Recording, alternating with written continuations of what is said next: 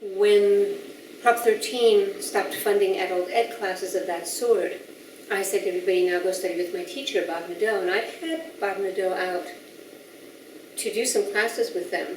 And they said, oh, we don't want to study with him. He scares us. We like you. He still scares me. And I was astounded because, you know, here he was, at the time he was a fourth dan, and I think I just gotten my showdown or something, and it seemed pretty crazy. So through a series of processes, it ended up that I started the dojo with George Leonard and Richard Heckler because I didn't want to do it on my own. I just didn't see myself as somebody who was in that kind of position, and they were both a little bit more worldly than I was at the time. And then once I started the class at the dojo, Richard asked me if I would come. He had a development school called Lomi School, in which they did, it was actually pretty cutting edge at the time, it was in the 80s, 70s and 80s.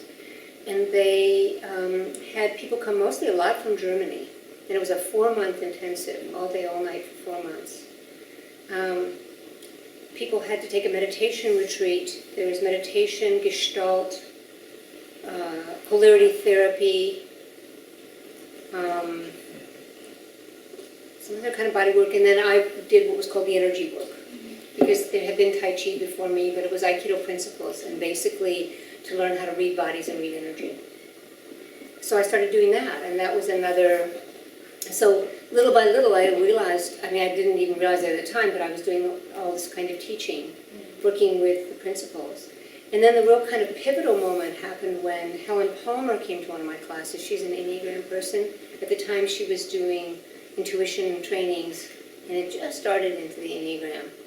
And she came to watch me, and she said, after class, she said, what you're doing is really great, so what I want you to do is I'm going to set up a class for you, and you're going to teach me what you do and how you do it, because you do this thing called clairsentience. You're intuitive or psychic in terms of picking up energy patterns in the body. And I'm clairvoyant, and I want you to study with me, and I'll study with you, and we'll learn each other's stuff. And I'll pay you with I'll pay you with always Oh, it's like, okay. Yeah. So Helen, I mean, George had encouraged me, Paul Ehrlich had encouraged me, Richard had encouraged me, and then Helen really set me up to be able to start to develop the process very specifically in that way. And so that's really, you know, how the roots of it started, and then it started growing from Aikido's a clairsentient practice to conscious embodiment. The book came out. The people in that class said, you need to write this book, and I was like, I don't write, so they helped me. You don't teach either. That's hilarious. Exactly. So then Joan Marie Pasalacqua, who was in the class, had said, JM, she became the editor of the book. She's actually a great editor. She edited the book, and partway through the editing, she called me one night at 11, and she said, I need a name for this work. You have till midnight, and hung up on me. I was like, oh. So I just started writing words on a yellow pad. Awareness, consciousness, you know. Development. It must have been 90, when did the book come out, 94? 94. So it was 93. But that was your second book, right? No, first book. First book. The second book came out in 2000. Clairsentient practice. It came out, it was first titled Aikido as a clairsentient Well, that was practice. new. Yeah. Okay, it wasn't. So I just put a lot of words on a pad and started, and a lot of the good names were already taken, like conscious movement was taken, and lots of stuff was already taken. So there was consciousness, and then conscious, and then embodiment, and I circled them, and they seemed to fit together, and I only had like 10 minutes left. She goes, fine, cool. So that's how that happened. And something is born. Yeah, it wasn't really a long, tremendously thoughtful process, but at the same time I don't think it would have helped any, because you only have so many terms at the time in the 90s to try to describe growth development work, and a lot of those terms were already taken. So, you know, awareness through movement was taken, the Feldenkrais thing, and so I had to try to find something that wasn't already being used. So that's how the name Conscious Embodiment came, and the book came out, and then it just kept evolving. And I didn't realize for a long time, and the story I tell is I think I'd been teaching for about 10 years, so it was probably around 1990. And someone at a workshop introduced me as someone who'd been teaching for 10 years, and I had this epiphany. In that moment I thought, oh my God, that's what I do. Because I'd always thought that I was doing music and then this was on the side, and so I suddenly realized, no, this is what I do. That's what you do. Yeah, so I'd been doing it for quite a while before I really got that had become my vocation. So that was the first book, and then you have 2 other books. And No, I have one other book and I'm writing the next one. you're in the intuitive body. Wait. so The that Intuitive was- Body, that was the first switched book. to the intuitive body. Yeah. Okay, so But it had 3 editions so far. okay. Why it seems like it's more than one book. Because it's had different covers, it's got additional, like 50 pages. Practice freedom. The Practice of Freedom is my second book. Wendy, what's your working title for your third, your current? Wisdom to Go, How the Way We Sit and Stand Changes the Way We Think and Speak. Again? Say that again? Wisdom to Go, How the Way We Sit and Stand Changes the Way We Think and Speak. And how I came up with Wisdom to Go was, I was doing a coaching session with a woman, and it was not, it was a little bit before the Wisdom 2.0 that Fanny and I did a presentation at. And I mentioned to this woman that I was going to do a presentation at the Wisdom 2.0, and she goes, Wisdom to Go? Oh, she heard it. Oh, that's great. And I said, no, Wisdom 2.0, but hey, I like what I Can I use that? Yeah. And who do you see that this book is aimed at or geared toward? Who do you think this book will help? Well, definitely our interest is to be able to, I'm working with a woman named Janet McCord, and who has a lot of neuroscience experience. And what we really want is to be able to have it be something that people who are in organizations and who are working in their leadership can really benefit from. I mean, everyone is a leader, and ideally everyone will be able to benefit from it, because there'll be quite a few exercises, and I'm trying to talk about some very basic things, like if you fire your flexors, these are flexors, for a Thank you, minute. Paul Siski, for Thank you, the Paul detailed orientation around the body flexors. Right. For a minute or less, you'll start to release cortisol in your system, and if you fire extensor muscles, you'll release more testosterone. And cortisol is associated with the anxiety, tendency to shut down the part of the brain that will take risks and have big picture thinking and be creative, because it triggers the part that wants to protect itself, that wants to be able to run if it needs to. And testosterone is the chemical that allows us to take risks and be creative and step out into the unknown more. So in a way, there's a lot going on, but at the most fundamental level, if people just recognize muscle groups. I was watching a guy play tennis today at a little tournament, and he's somebody I work with, and I watched him, we've talked about it, waiting to receive the serve. And if I watch the great players, they'll twirl their rackets and their arms are about in this place. And he's holding his racket without twirling it and his arms are here. So he's got a lot more flexors firing, so he's going to have a much harder time returning the big serves than if you see those guys and they're twirling their rackets and they're down here, but they're not holding their rackets in here, they're holding them out there. So they have extension and they're loosening and they're kind of creating more dynamic. Yeah, workings in the Paul could system. probably give you more specifics, but they're going to have a lot more access to possibility, because they're going to, and their vision, their perception is going to be wider than when you have flexors, things tighten up. So there's been a lot of work going on in the neuroscience world. And it's pointing to a lot of possibilities of what's being engaged out in leadership and in development, self-development worlds as to, okay, if you understand the happenings of the neuroscience, then you'll get it. And then you can make kind of huge leaps and changes. And it seems very helpful and really informative.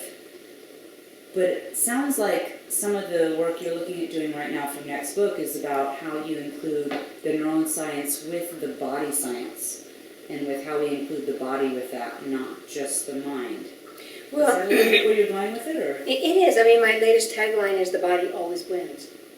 You can have multiple PhDs, and if you go into a stress situation, all that great information will not be accessible to you. You can understand all that stuff, and it won't be accessible under stress.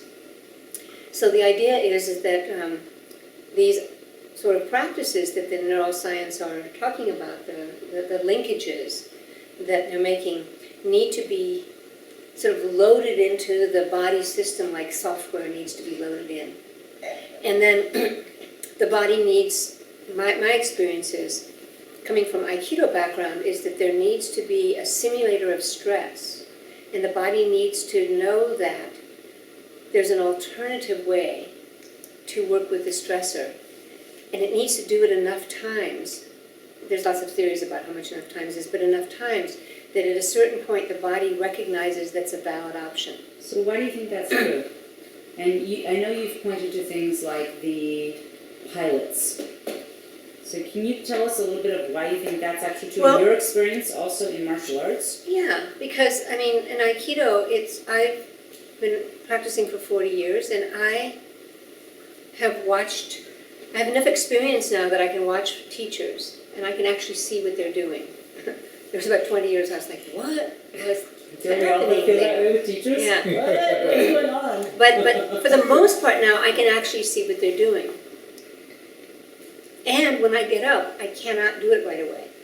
What I usually do in a seminar is I try to get that piece of what they're doing, that principle, and then I might start working on it in class, and it might take me a few months of working on it to be able to start to actually do it fairly fluidly in moderately stressful situations. Moderately stressful in Aikido is with the, physical attacks, as opposed to somebody just suddenly completely smoking it in. But that's a transition, right, to energetic intensity. yeah, We're talking about. so it's learning how to build up the nervous system, I think. I don't know that, but it's as if I'm strengthening my nervous system so it can tolerate impact. In Aikido, it's physical impact that hits the peripersonal space, as they say in neuroscience, first, and then it'll actually hit the body. So here's your system, like your energetic and then physical. Right, but over time, what we can do is we found physically, and all great athletes know this, that you can build up little by little by little so you can tolerate impact and still stay relaxed. There's a lot going on when I say relaxed, but I'm going to just use that loosely. So then my sense is that we should be able to translate this to psychological and emotional situations, because the system is also receiving impact in psychological and emotional situations. It may not actually land physically on your body, but the system, my experience is the system senses a criticism as impact. And it has a similar response to if somebody actually physically pushes you. I mean, ideally in Aikido, it's not that I feel safe, it's that I'm willing to tolerate the fear and still go forward. So I think that's where we're building up the tolerance. So, and we may never feel safe, but we could still act with grace and act skillfully. Because we can tolerate that sense of feeling insecure and tap alternatives. So when I'm in the zone or the flow state, I don't worry about feeling unsafe. But there are many times where I'm not in the zone or the flow state, where I don't necessarily feel safe, and I can still function fairly skillfully. So that's what we want to be able to offer people, are those tools. And also a little bit more access to how they do get in the zone or the flow state. And that's the same kind of being threatened that you experience physically, but now having spent 40 years in this art, energetically, you're starting to, you now can tap into the threatening nature of that, or the pressure of that on the mat. And you've been able to translate that into the work of the leadership embodiment work, and also your experience of in life and in work and in our everyday, we're getting those hits of being threatened or feeling stressed or feeling under pressure. And we can use the same principles that you've used for 4 years and cultivated and seen taught on the mat. Right. In Well, life. we're trying to use these principles to address our psychological and emotional responses, because we're mostly going to end up with psychological and emotional responses, rather than just the pure physical. I mean, it's not impossible that someone's going to hit us or grab us or strike us out of the world, but it's more likely they'll say something. People say things every day that are stressful, to me anyway. But my theory is, and why I think this work is important, is that the system will respond in a similar way as it does physically. It will respond in a similar way psychologically, emotionally. So it's not like they're completely different territories. They're all interwoven, they're interlinked. And so can I ask you, this is translated into a work that now has been used in corporations and businesses, and it's been very kind of successful and supported and helped a lot of people. And it's also been translated into a foundation work that you've done where you've been working with people in underprivileged situations. So it's been a kind of across the board, you've been able to utilize it for people in all kinds of different situations. Did you ever kind of at some point realize that it had that potential for impact to help people in all realms, from highest elite levels to people who are struggling and really just trying to function at a base level? Yeah, I think I've always thought that, because I've always thought people are all the same. I mean, I met very privileged people when I was growing up, and they were just as dysfunctional, if not more so, than not privileged people. They weren't better at all. And I've hung out in some quite spiritual sort of areas, and some of those people are just as dysfunctional too. So I haven't found an area where people are not dysfunctional. And if you find one, I'm very interested in going and spending time there. But I mean, my Dead people are pretty functional. They're doing exactly what they're doing. I mean, I think, pretty much what I see, people who are very much the same, and there are slightly different cultural takes. It's like, people ask me this a lot when I'm abroad. Is it different in different places, in different areas? And there are some basic shifts that happen, for instance, in South Africa. It's true in Japan too. A little bit in Europe, although not so much. People are much more oriented toward the collective and not so oriented toward individuation. So in South Africa, people have trouble speaking up for themselves. The US, it's all about the individual.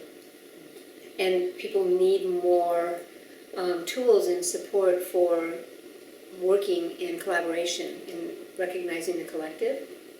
But I think places like Japan and South Africa, people need the tools to be able to be autonomous and speak up for themselves and stand alone. And that's not... So there are some differences that way, but in terms of general control, approval, safety needs, general dysfunction, the sense of insecurity, I see it everywhere in all walks of life. High-level leaders have it, although they're much better at masking it. And some of the really good high-level leaders are able to recover and come back to a stable, concentrated place. And yet, speaking as myself as an African American here in the States, that I feel like it's given me an ability to have a dialogue, or an ability to be able to address situations differently. So I can approach it differently and not worry about the I or how it affects me, and really look at it from a different perspective. And the appreciation was being able to go with you to South Africa. And so I don't know if it's necessarily a question, but I think that the idea of what you're bringing in terms of diversity, I don't want to say it bridges, but it gives us a different way to collect ourselves around that energy. And so I guess more of a discussion is that diversity and how you see that continuing to affect and grow and continue to pull or give us, an ability to have a way to handle this differently and be different in that stress. And so I think it's coming from a place of appreciation, because I think I feel that I approach it differently now. And I think that this is something that is very important in terms of diversity. It's different seeing diversity in South Africa, where diversity was seeing a white face, whereas here in Marin, diversity is different perspective. No, I think you make a very good point. And from the point of view of the work that we do, when we're in a more centered state, we would be able to work with diversity much more fluidly and more gracefully. And when I'm in personality, I have much more of a sense of, there's this sort of where am I and where's the other person and where's the hierarchy and how do we do that? And I see that my personality, when it individuates much more, it sees that difference. And when I'm in center, I am more likely to relate to the similarities that we have. The Buddhists talk about the Four Noble Truths, and the first one, all is suffering. It's like when I'm in center, I really get we all share that. Absolutely. When I'm in personality, I'm like, no, that's more than this. And I start making those distinctions. I see more differences. In the center, I see more similarities. And that's an interesting distinction in itself that I haven't heard you speak to, around that we're paying attention more to the similarities versus we're just not paying attention to the differences. Yeah, and I think you're pointing to That something. really is helpful, because Yeah. it's helpful to call upon that too, instead of just highlighting that as well. For me, it probably was more unconscious, but I agree with that. Yeah. That makes a lot of sense. Well, I tend to see, and some of it I think is my spiritual training too, is that when I'm in center, I relate more to the similarities. Like, we're all suffering. We all want happiness. We all have fears, and we're all going to lose everything. These are very important similarities that really bind us all at the most fundamental level. And of course, there are differences too, but I think if we recognize the baseline of how similar we are, we'd be more likely to treat each other more respectfully on a regular basis. But when I go into personality, I get more competitive and I start seeing myself as separate and different and then I have more judgments and things like that come up. So I'd like to touch a little bit on, as RJ had mentioned, his experience in South Africa, and I know you had mentioned that when you were there, you considered how you would connect with the people.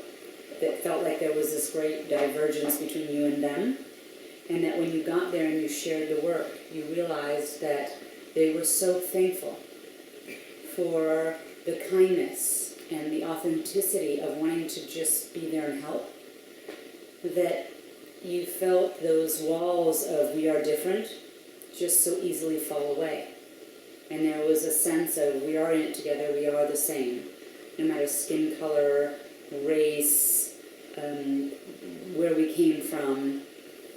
And there was so much of a connection there, very akin to what you spoke about, that when we are in this state of center, that it connects us and the differences fall away. How do you experience that in the more kind of very serious, dynamic situation of high-level leadership?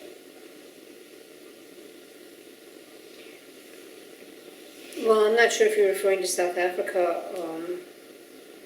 or here or high-level leadership And just in general. anywhere, in general. In general.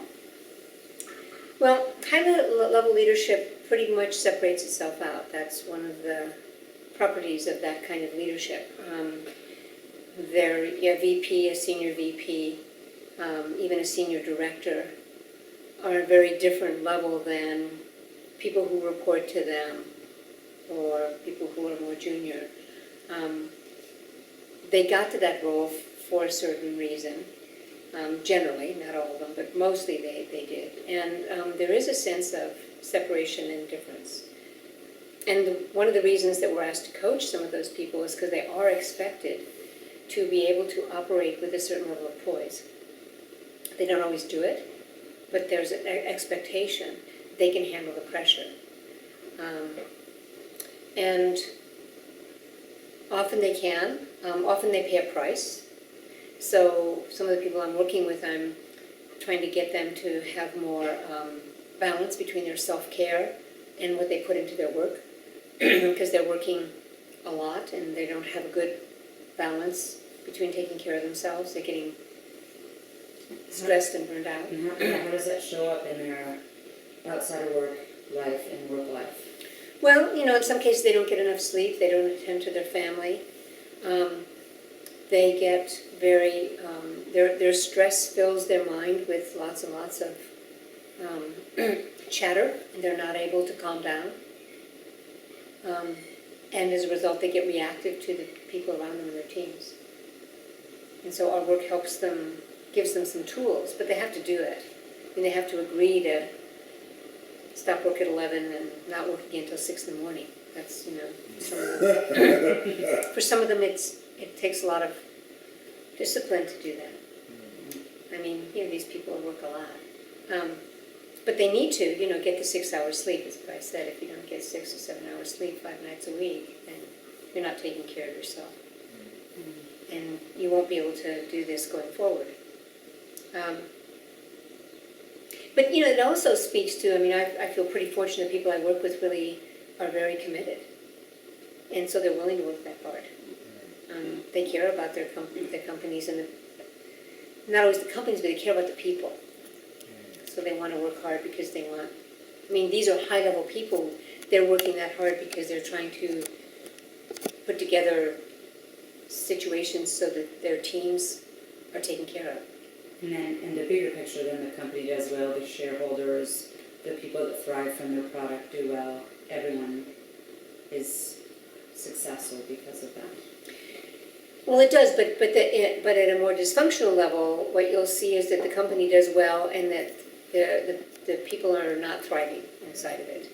They're burning out, and that some companies consider people disposable, just like some high-level sports.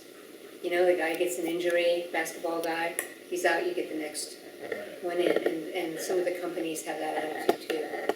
And so what do you see is, if people are thriving and they are creating a life balance, how does that lend itself to success for everyone in the company? Well, those are companies that people really want to work for, and there's a list of them. I think the 10 greatest companies to work for, and Genentech is right up there. But the top 10, where the people, there's a lot of self-development for the people in the companies. They're getting support to work with themselves and to grow themselves and keep their balance. And so those companies are doing very well, and people really like working for them. And they're usually companies, too, that have a good product, and so the people who are working for them feel positive about the product. And that adds an extra kind of support. And how is that the same and not very different from the same piece that you're giving to the Embodiment Foundation work, where you get to go out and people in our organization get to go out and share this work to support people coming up who wouldn't otherwise have access to this in underprivileged communities? What does that, in your hopes, give them as an opportunity in sharing this work with them? What does this work give them? Yes. Well, usually people who are more underserved don't have the tools to speak up, or the sort of way to present themselves in order that garners that kind of respect. So I think we give them tools in that case to be able to learn how to sit and stand, how to gesture, how to be in ways that will naturally draw respect, and give them tools to speak up. At the most fundamental level, some of the people we work with don't really, it's a huge step for them to actually try to ask themselves, what is true for me? Like that's huge for some people. This latest group we worked with in South Africa, they were already leaders in their organizations. They weren't so much the people trying to put food on their table that RJ and I experienced the first round. And so they had a much easier time coming up with what they wanted to speak up for, because they already had developed themselves to some degree. So I'd like to be able to continue to support those people, because they're the sort of up-and-coming leaders. And I also would love to be able to offer it to people who we learned a little bit when we were in South Africa, but it would probably need a little bit more adjustment to develop a program so it would specifically target people who had trouble even trying to understand what was true for them. And there's a certain point where I'm not sure it could be helpful yet to people who are just so busy trying to put food on the table that it's like what they say in Buddhism, to be able to hear the teachings is a great gift. Not everyone can hear the teachings. To be able to be in a situation where you have the luxury to practice the teachings is a great gift. That there are many, many people on this planet who don't have the luxury to practice the teachings. They are just trying to hand them out, survive. So then there's the people who have the luxury to be able to practice the teachings. And I think, to be honest with you, that's really where we can do the most good. I'd love to serve the people, who are trying to put hand to mouth, but it's not exactly, I think, where our work can touch the most. Because I think it really involves people having, at least being able to be coached into a sense of having a voice. Whereas if you're just trying to get through the day, having a voice it's a very different thing. I mean, on the plane, I finally saw Slumdog Millionaire. I'd never seen it. You haven't seen it? No. And you see that in South Africa, some of that level too. People just, how do you scrounge enough food to get through the day? So I don't think that's our target. I mean, I'd love to help those people, but what I'd like to do is give a voice and help the people who could help them. So as I'm going forward with this work, it helps me get a little bit clearer about some of those distinctions. And so that means that we want to help leaders who start to be able to take action to help the less fortunate people. And so with the leaders that we want to help with the foundation are people who don't have access to the kind of funds that would normally bring us to do work. So if we could get funded, we could tap some of these potential up-and-coming leaders who are involved in some programs who are trying to help, but we could give them further coaching. So last piece before we end, two things. If there was one company, one of those top 10 companies you could work with, who would it be?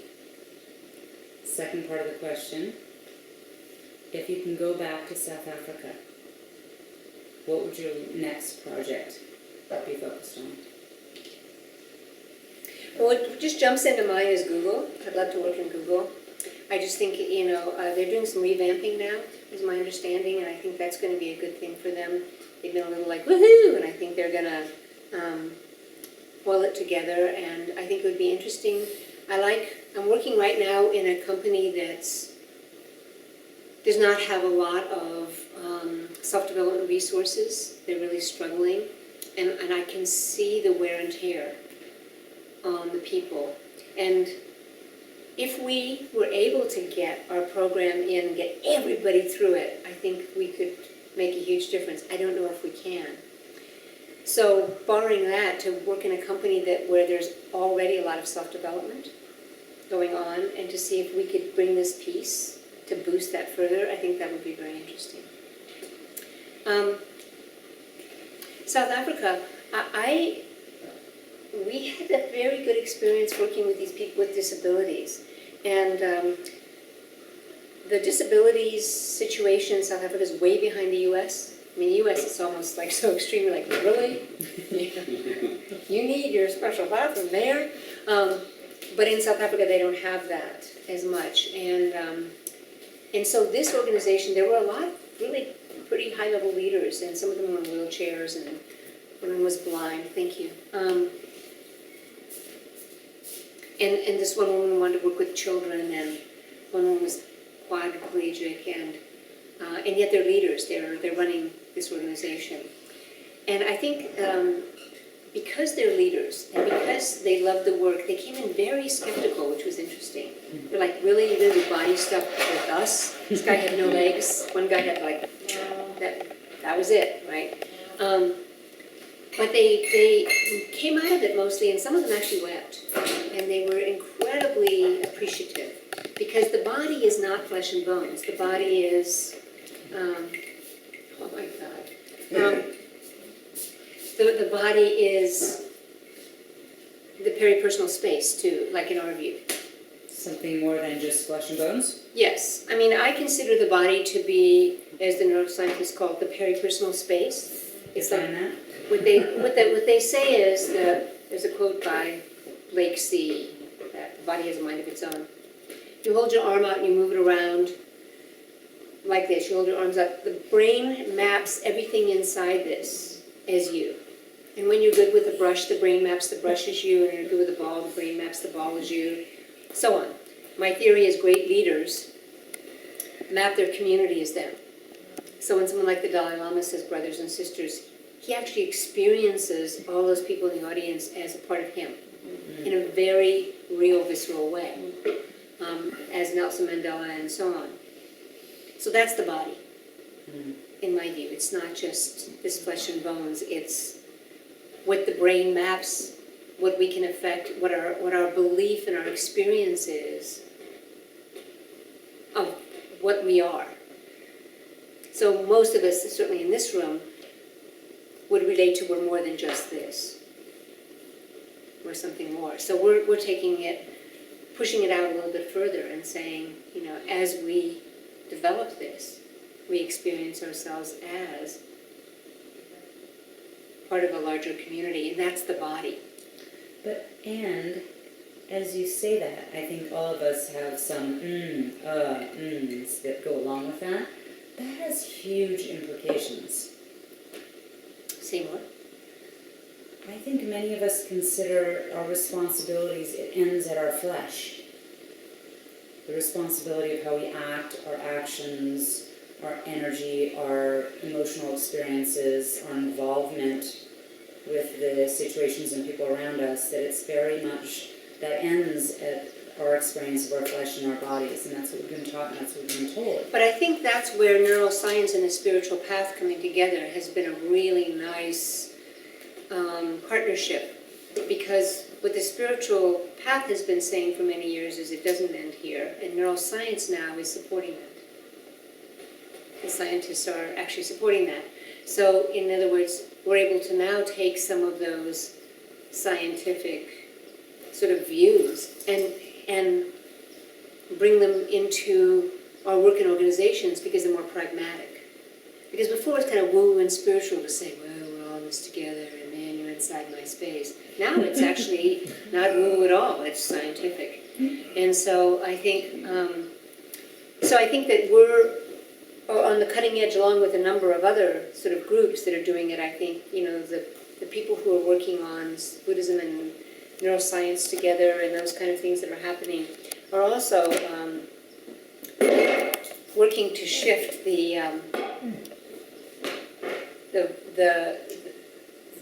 image that we're more than just this, and that's scientific. So I think it's changing, and I think we're sort of on that edge. I think it's exciting that we can do that, and we now have more empirical data that points to that. So I don't think I'm not going to say that we all agree with this. We have a tendency to identify with this. But little by little, I think the culture's starting to change. For instance, in South Africa, people really have a very strong sense of community, visceral, cellular sense of community. It's very strong, much stronger than here in the US. And they do feel that their community is them. And when you gave them the first pieces of these tools, what were the pieces that you feel like would be translated? So in the environment of high-level leadership or in an organization, there's the sense of we're in this together. They can do that pretty well, actually. I mean, they liked the tools for centered listening. That was very helpful, letting it land in the space. They liked the clarification of inclusion. It wasn't so much about woo for them, but it was big for them. And even the high-level leadership. The South Africans are very polite. Went there on the plane, we landed, the plane lands. As the plane hits the runway, all these people stand up and start taking things out. You know what they would do in the U.S.? They would be yelling at you.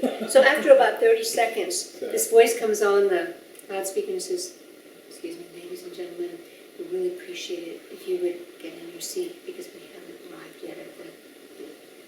And that is so South African. I know in the U.S. they would have been like, you're all, the air marshal's going to come take you away. And high-level leadership in South Africa, although they can be heavy-handed and they're polite. They're very polite. So giving them those tools to be able to say at a high level, this is what's important. This is what we're going to do. And they also speak in soft voices. They don't speak loudly there. So giving them the tools to know that they can speak loudly, they can speak like Nelson Mandela, they can say their words out. The high-level leaders really like that, as well as it was kind of shocking for the people who were a little bit less developed. They were kind of like, that they could say something for themselves. They'd say, "I want to do the best I can." Like that was about as they could, get out there. But it wasn't like, "I really want to do this." That will, with some work, they might have been able to do that. But speaking up for them is quite difficult. So I just want to check in because Luke or Paul haven't asked anything to see if they have anything to ask me. No pressure, but No pressure. I have a really pedestrian question, and it's around, I'm actually really blessed to work with one of these top 10 companies. And the reality as I work with my clients is that they, like 4-part centering, they get it, and they see how it's relevant and useful, and they just aren't able to do the practice or the rigor. And I'm just wondering if you could speak into just sort of the daily, how to encourage, or it's a little frustrating because again, they get it, and they just are, they're working 70 hours a week. But there's self-development and there's great food and they get to go work out and, all that groovy stuff. So I was just wondering. So I have some clients who have the same. So in our sessions, I do the slower 4-part centering and I go over it with them. And then toward the end, what I do is I ask them to do a lizard push-up. And I talk about the 3-part, just posture, expand, settle. Lizard push-up, and then what I'll do in our coaching session, once I coach with them, I'll say, "Okay, you realize you just crossed?" And they'll uncross, and I'll say, "So do you realize that you just constricted?" And they'll. So what I'm trying to do is just help them start to recognize these, and if they change those, like if they just get a little bit more like, "Oh, I just did this. Oh, I could do that." When I was in Amsterdam, I taught a whole day of this.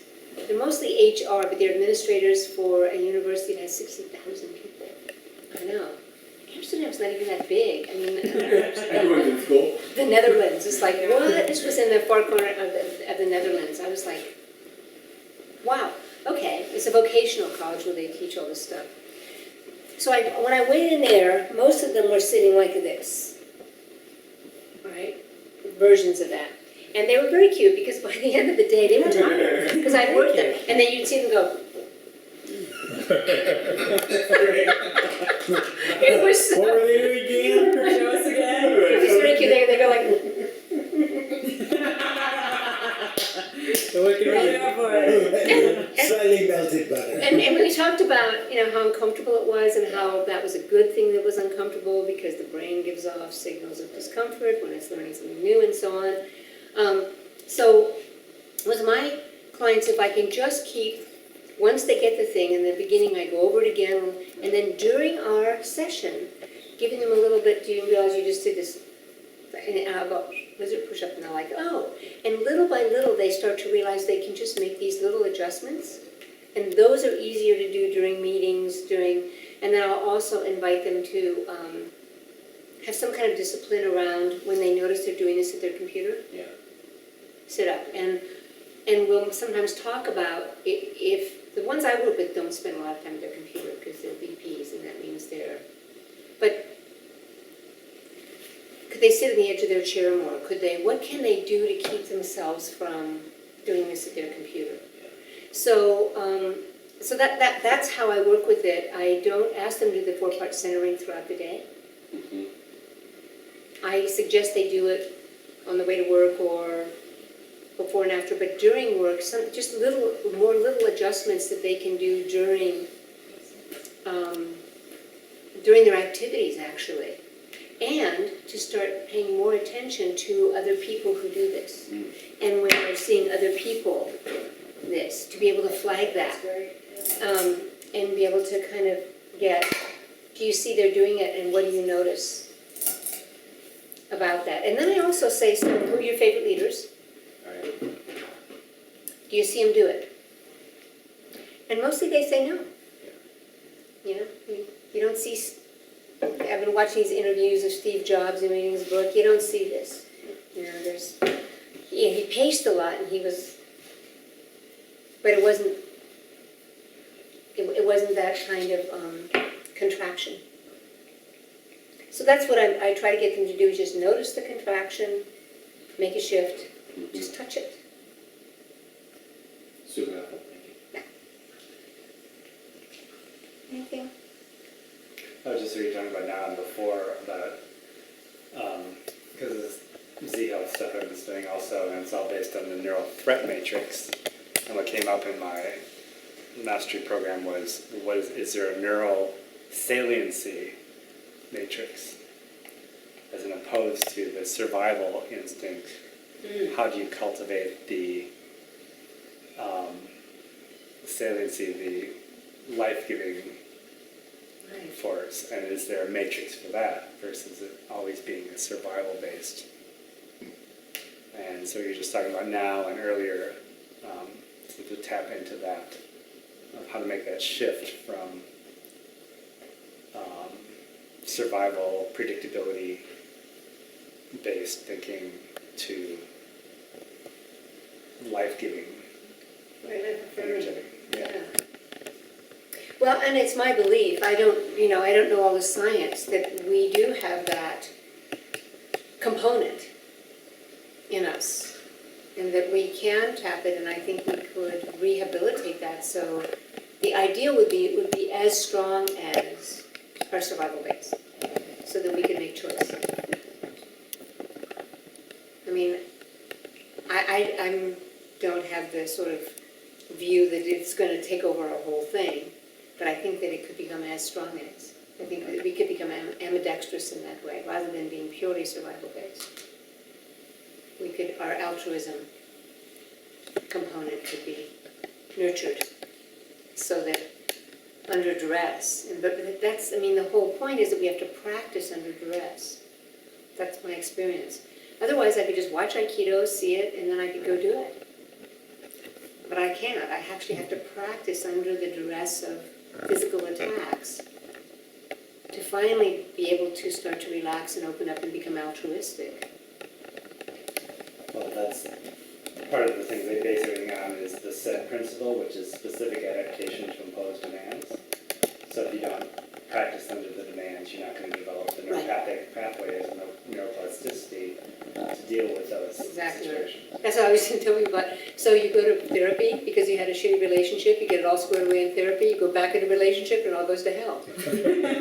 Because while you were in therapy, you weren't running the same energy and the same dynamic as you do in relationship. Your therapist is all supportive and it's all good, right?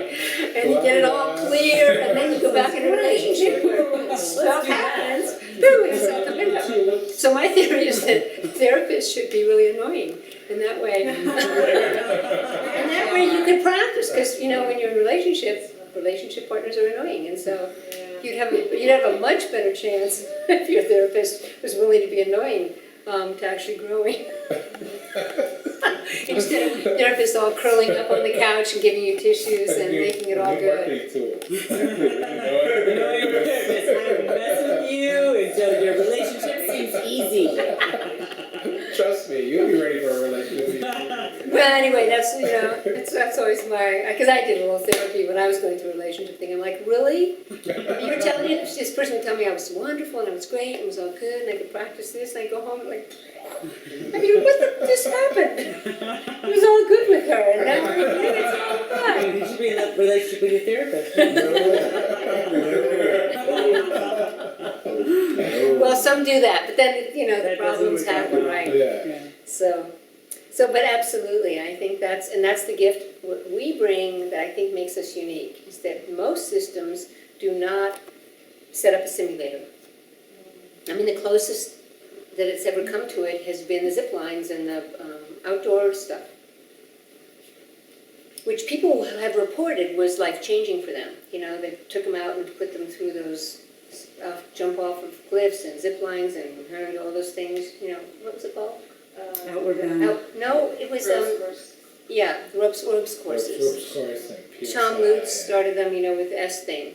And I thought that was actually pretty cool because they put people under this radical stress and, they got a chance to practice all the stuff they were doing. But without the money for zip lines and all that kind of thing, we can just go in somebody's sort of workplace and give them that little tool, that little technique. So I think we have a great offering to make. That's where, taking it into the workplace, that's where the specific adaptation to those demands, if you do it in a completely different environment, it's not going to translate or transfer. Right. That's why I always say, off-sites, I'm not big on off-sites. People are like, oh, do this off-site. Off-sites, they have great food, they have great environment, it's all super for the people. I think it's best to go in and work right in their environment where they're working, because those are the hallways they're going to walk, and those are the meeting rooms they're going to be in, and that's where, if they make the shift there, they're more likely to be able to carry it forward in their meetings. But if they learn all this good stuff on an off-site, high-end off-site, and they come back to work, it's like apples and oranges for them. But I'll do off-sites anyway. People want to hire me to do them. But I do tell them that I think that it won't accelerate the learning as well. Well, it's been great hearing a little bit about your journey from the beginning of the inception of this work and where it's grown to and the places it's been touching, and having the people here tonight to be with us in this conversation. All of us have been touched by this work for many, many years, or newly touched. Many of us are taking this work out and sharing it with other people because it's touched us and helped us so much. So we really appreciate you sharing this journey with us tonight, and some of the interesting stories and wisdom and your experiences and where it's come and where it's going. Thank you so much for sharing that with us tonight. My pleasure. I'm glad to be able to share it with you, and who knows where it's going. And we look forward to more.